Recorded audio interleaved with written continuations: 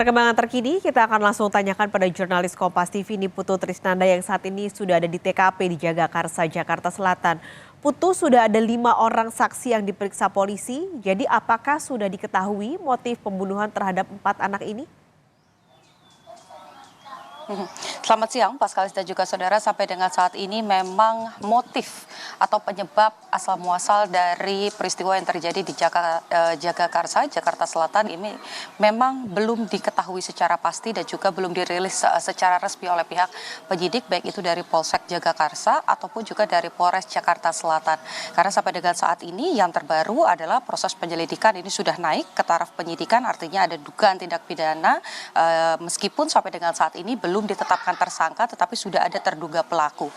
Saat ini, Paskalis dan juga saudara, saya akan menunjukkan kepada Anda bagaimana situasi dari tempat kejadian perkara ataupun juga kontrakan berukuran 10 kali 10 yang ditinggali dan menjadi tempat kejadian perkara pasca Pak Panca atau Panca, terduga pelaku dan keluarga ini ada yang dirawat di rumah sakit dan 4 orang anak yang meninggal dunia. Anda bisa saksikan, Paskalis dan juga saudara, bagaimana kemudian garis polisi ini masih terpampang, masih dipasang dengan tujuan agar barang-barang bukti yang berada di dalam TKP ini tidak diusik oleh siapapun, tidak dipindah-pindahkan. Bahkan kemudian kami lihat mainan-mainan, kemudian juga ada beberapa barang, bahkan jemuran, ini masih tersimpan rapi di tempat semula. Anda bisa saksikan bagaimana kemudian barang-barang milik keluarga ini juga masih ditaruh di tempat yang sama. Dan saudara, kalau kita tarik sedikit ke belakang, Paskalis dan juga saudara, awal mulanya penemuan dari 4 jenazah yang ada di dalam rumah ini bermula dari aroma tidak sedap, aroma menyengat yang tercium dari ventilasi yang ada di bagian atas. Jadi kalau tadi saya sempat berbincang dengan warga yang ada di area sini, memang ini merupakan ventilasi yang langsung terhubung dengan area kamar mandi, sehingga pada hari Rabu tepatnya ada aroma yang sangat menyengat tercium, kemudian juga ada mohon maaf lalat-lalat yang keluar dari ventilasi ini yang mengakibatkan warga ataupun juga tetangga ini melapor kepada Babinsa dan juga pihak kepolisian. Kalau Anda lihat saudara, yang Anda saksikan sekarang, ini jarak dari TKP atau rumah yang ditinggali oleh keluarga Panca dengan warga yang kemudian melapor, ini jaraknya tidak jauh, hanya sekitar 4 sampai dengan 5 meter saja. Dan saudara, saya akan mengajak Anda berbincang dengan Ibu Titin yang merupakan adik dari pemilik kontrakan yang juga merupakan orang pertama yang melaporkan peristiwa ini. Selamat siang, Ibu. Siang, Dek. Oke. Ibu, bisa Anda ceritakan bagaimana, ini kan rumahnya dekat sekali ya, Bu ya. Sebelum kita bahas bagaimana peristiwa pada hari itu, bagaimana Ibu mengenal Pak Panca dan juga keluarganya? Kalau istrinya kan tertutup, Pak Pancanya aja yang suka keluar, itu aja emang istrinya tertutup, Neng. Kalau anaknya main ke sini, udah itu aja. Tapi sempat ada komunikasi atau berbincang dengan Pak Panca sehari-hari? Enggak, Pak Panca lewat nyapa doang gitu. Udah gitu doang, anaknya main di sini udah diambil, itu doang yang Ibu tahu. Tinggal di sini sudah berapa lama ya Pak Panca? 1,5 tahun ada. Ibu, kita tarik sedikit ke depan, kita tahu bahwa peristiwa yang kemudian selain ditemukan jenazah, ada juga KDRT pada hari Rabu. Bagaimana saat itu Ibu menyaksikan peristiwa pada hari Rabu itu, Bu? Enggak, KDRT-nya hari Sabtu tanggal 2, jadi pas Ibu lagi di depan, lagi berdiri, adanya datang, mau ngejemput kakaknya, emang dia yang nganterin pergi ke kantor. Lama kan nggak dibuka, dipanggil-panggil, pas di pintunya didorong dah sama dia, itu lagi KDRT sama suaminya Pak Panca. Nah pas itu udah dia tuh manggil ibunya dulu, suami istri datang. Baru ibunya manggil ibu, lah ibu masuk ke dalam. Pas dilihat ya udah lagi megangin perut istrinya di kursi panjang, megangin ininya pada bonyok gitu. Ada benjolan dah, udah gitu. Heeh. Nah, tapi sebelumnya karena ini rumahnya juga sangat berdekatan, sering mendengar ada pertengkaran ataupun ribut-ribut dari dalam rumah nggak? Nggak pernah, ibu sepi emang, nggak pernah ada ribut-ribut, anak kecil nangis doang gitu. Tapi nangis juga nangis, namanya anak kecil ya, minum apa kayak gitu doang, nggak ada pertengkaran apa gimana, nggak ada. Nggak pernah denger ibu.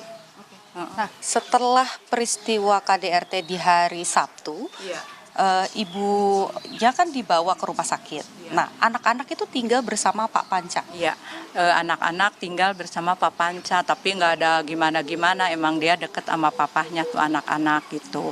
Ya itu hari Rabu pagi ibu nyium bau bangke. Nah ibu buka nih plafon ini, taunya nggak ada tikus. Ibu kan sangkaannya bau tikus ya, bangke tikus. Pas udah siang kira-kira jam 8 jam 9 ini di sini lihat lalat pada hijau. Ibu lapor sama empok bahwa di sini bau gitu, tolong diituin, dia datang ke sini. Nah, udah gitu yang punya kontrakan bilang suami ibu bilang ke Pak RT, tolong gitu mau dibuka pintu disaksiin itu. Udah itu pas dibuka pintu itu yang nemuin abangnya Pak Panca itu meluk di WC.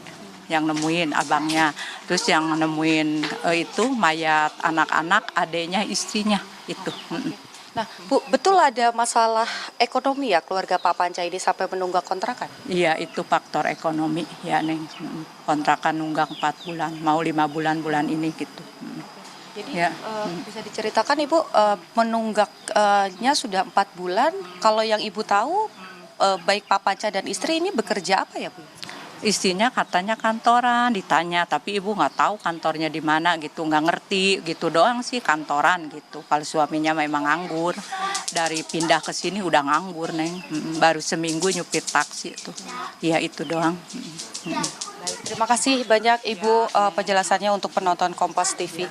Dan tadi Pas Kali dan juga Saudara, kalau yang berdasarkan pernyataan dari warga, bukan hanya Bu Titin saja tetapi juga dari Pak RT setempat, ini juga menyatakan hal yang sama bahwa keluarga Panca ini mengalami kesulitan ekonomi, di mana kemudian ada kontrakan yang sudah menunggak selama hampir 5 bulan. Kemudian juga kalau kita lihat dari perjalanannya sendiri sebelum mengontrak di kawasan ini sudah 1,5 tahun, tetapi sebelumnya semenjak COVID-19 Panca juga kehilangan pekerjaannya, sementara sang istri yang sebelumnya sempat bekerja sebagai pegawai swasta 5 bulan ke belakang ini juga kehilangan pekerjaannya, sehingga itu menjadi faktor yang dicurigai menjadi penyebab adanya pertengkaran atau konflik antara Panca dan juga sang istri.